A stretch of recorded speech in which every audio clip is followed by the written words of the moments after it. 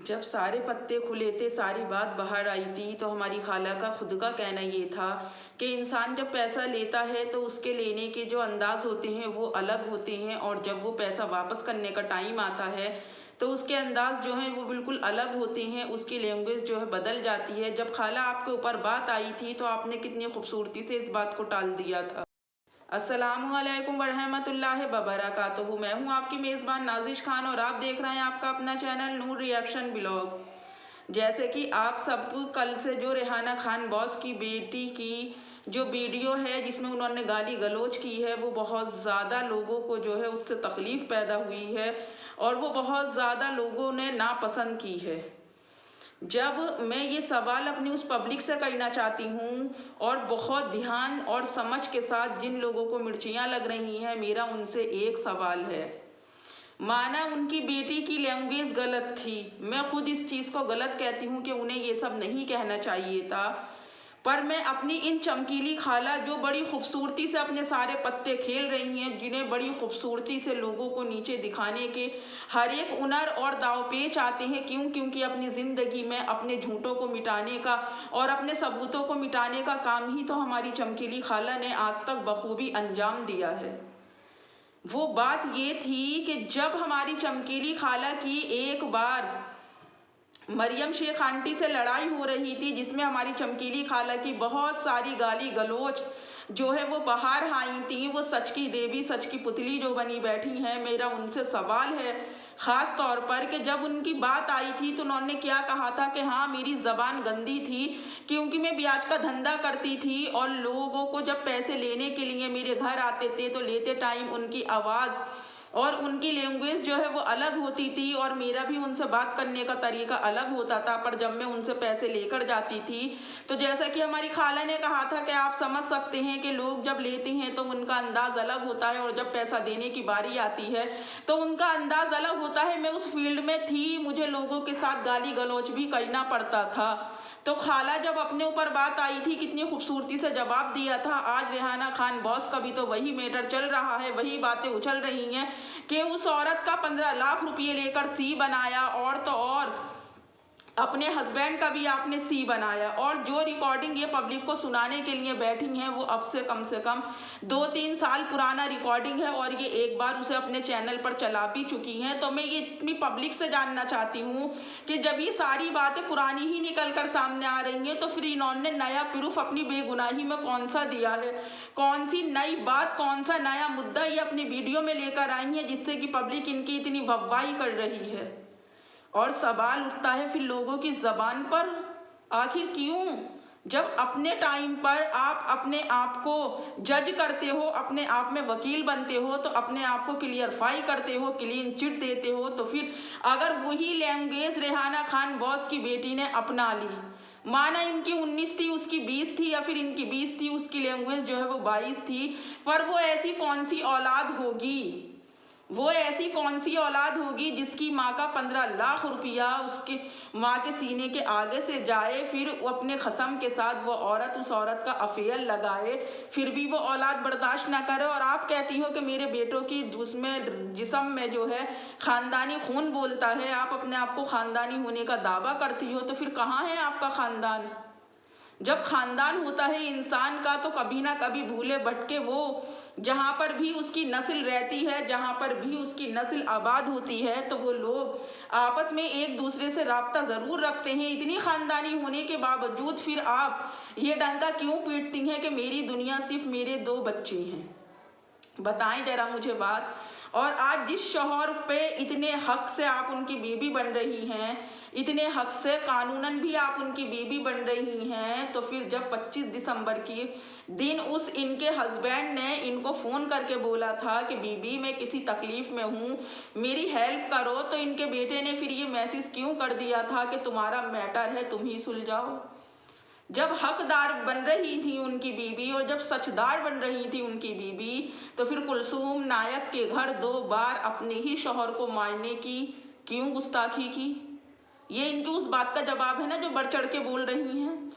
और जब ये भी पता है कि मैं शरीयतन भी उसकी बीवी हूँ, तो फिर बंगड़ी चोर के नारे क्यों लगा रही हैं? क्यों 15 अगस्त आने से पहले अपनी झूठ का जो है वो झंडा लहरा रही हो आंटी?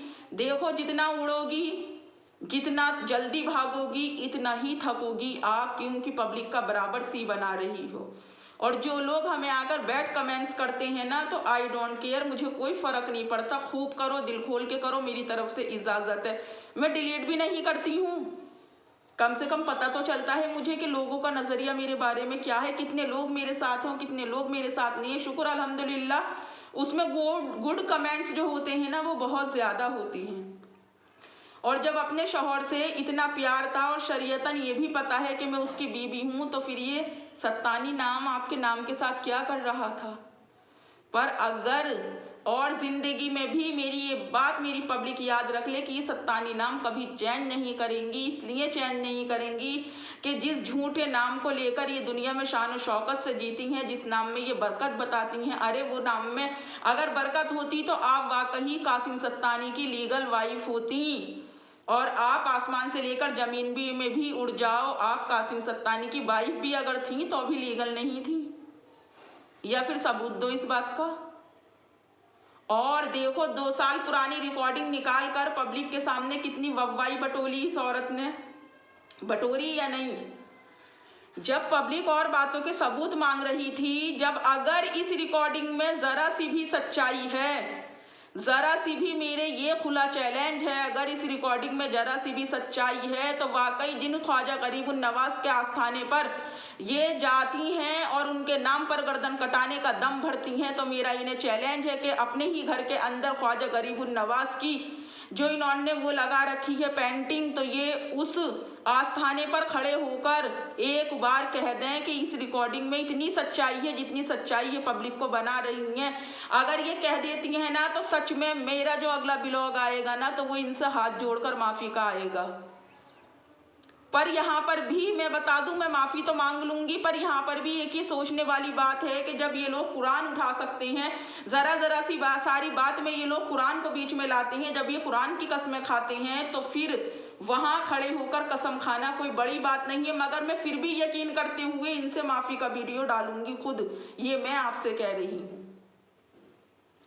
और कहती हो एक सिंगल औरत, तो वो सन, वो दिन, वो महीना बता दो जिसमें आप सिंगल थी, वो तारीख बता दो जिसमें कि आप सिंगल थी। आप भी जानती हो और अल्लाह भी बेहतर जानता है कि आप सिंगल कभी भी नहीं थी, बल्कि आप बेबा सुहागन थी, और आप हमेशा बेबा सुहागन रहेंगी शरीयतन जब आप उसकी बीवी हैं, जब आप उसे अपना हस्बैंड मानती हो।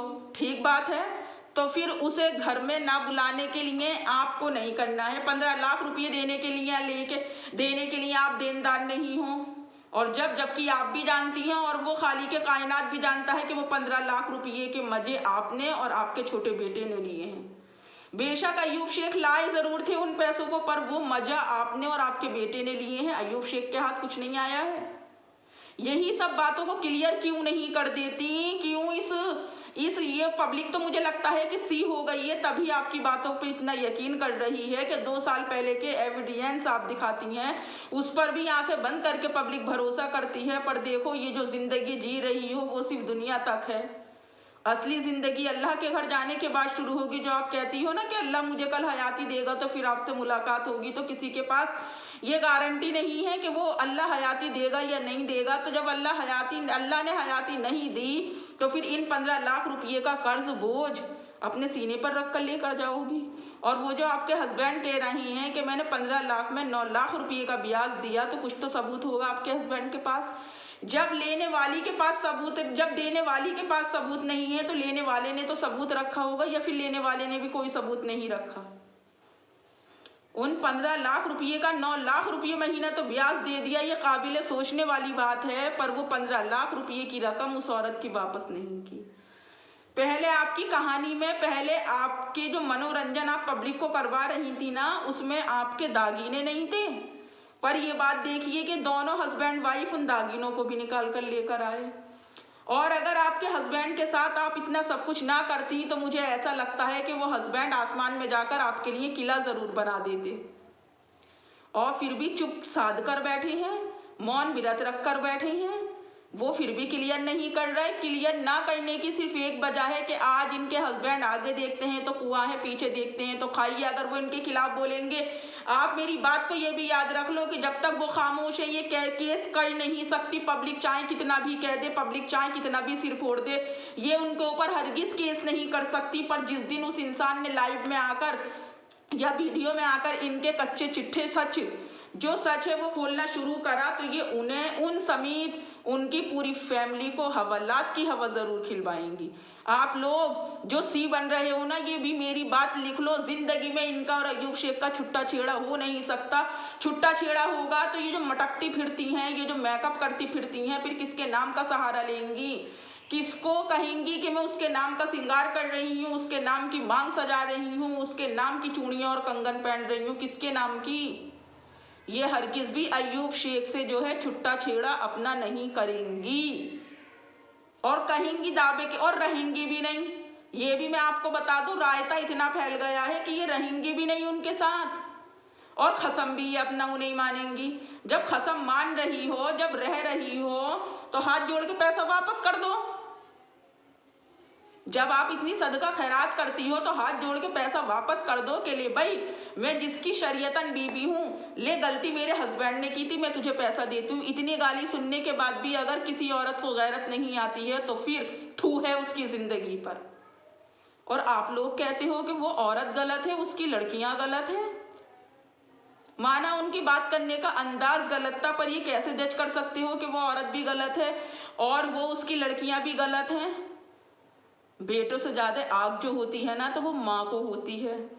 मैं भी सिंगल हूँ, मेरा भी कोई नहीं है, पर क्या मेरे पीछे इतने ही तबले बज रहे हैं? क्या मेरा नाम भी किसी और के नाम के साथ जोड़ा जा रहा है? क्या मैं भी ऐसे ही अपनी इज्जत आबरू लुटाती फिर रही हूँ? क्या मैं भी ऐसे ही रील्स बनाती फिर रही हूँ? क्या मैं भी पब्लिक को अपना वुमेन कार्ड के नाम पर, क्या मैंने कभी सिंपैथी ली पब्लिक से? क्या कभी मैंने कोई गेम खेला? क्या कभी मैंने कोई कार्ड और पत्ता खेला? हरगिज भी नहीं खेला। क्यों? सुनने वाली जात अल्लाह की है। जो भी फैसले करता है वो अल्लाह करता है, जो देता है वो अल्लाह देता है, जो नवाजता है वो अल्लाह ही नवाजता है। किसी तरफ की बात तो रख लो। जब उसकी बीवी बन रही हो तो मामले को सॉर्ट आउट कर लो, दोनों आपस में बैठ के कम से कम एक बार क्लियर तो कर दो। जो पब्लिक आपको इतना सपोर्ट कर रही है, इतना मान सम्मान दे रही है, इतना प्यार दे रही है, जिसकी आंखों पर आपने अपनी शराफत की पट्टी बांध दी, तो उस पब्लिक के लिए ही कहते हैं कि बहुत बड़े से बड़े दुश्मन के साथ भी बैठ जाता है इंसान। तो फिर आप तो उनकी शरीयतन बीवी हो, तो बैठ के कम से कम इस मामले को सॉर्ट आउट कर लो। और जब भी अयूब शेख बोलने के लिए राजी होती हैं तो ये उनकी जबान को बंद कर देती हैं, बिल्कुल टेप लगा देती हैं। वरना तो वो इंसान वो बोलता कि इनकी 7 पीढ़ियां याद करती। यहाँ तक बताता कि दिन में इनके छोटा बेटा जो है मोगली ने कितनी बार पैर पकड़वाता था, और जो इनका बड़ा बेटा है ना, बहुत ज़्यादा इनोसेंट है, पब्लिक मानती है, उसने भी जाने कितनी बार हाथ छोड़ा है अयूब शेख के ऊपर। फिर ये कहती हैं कि बात जब मेरे बच्चों पर आएगी, तो यार जब बात रेहाना के ऊपर आई तो फिर उसके बच्चे कैसे नहीं बोलते? अगर रेहाना खान बॉस के ऊपर बात आई, कौन सी लड़कियां बर्दाश्त कर लेती? जिसका माल उसका ही बुरा हवाल, जिसकी लाठी उसकी भैंस। ये कहावत आपने वाकई सच कर दी। और ये दिखाती है मोगली काम करता है, कौन से अंबानी को चेक काट के देता है, कौन से टाटा बिरला की फर्म में जाके सिग्नेचर करता है, क्या करता क्या है आखिर ये? कम से कम ये भी तो क्लियर कर दो। 2 साल पुरानी रिकॉर्डिंग तो सुना दी आपने, पर जो सवाल आज तक अटके पड़े हैं वो आपने आज तक भी क्लियर नहीं किए। कितनी खूबसूरती से गेम पलटती हो आप। वाकई आपके जैसी औरत मिलनी नहीं, देखनी भी नामुमकिन है। मैंने अपनी जिंदगी में इतनी शरीफ, इतनी इज्जतदार और इतनी सच्ची औरत नहीं देखी। क्यों? मैं अपने बारे में भी दावा नहीं कर सकती कि मैंने जिंदगी में कभी झूठ ना बोला हो।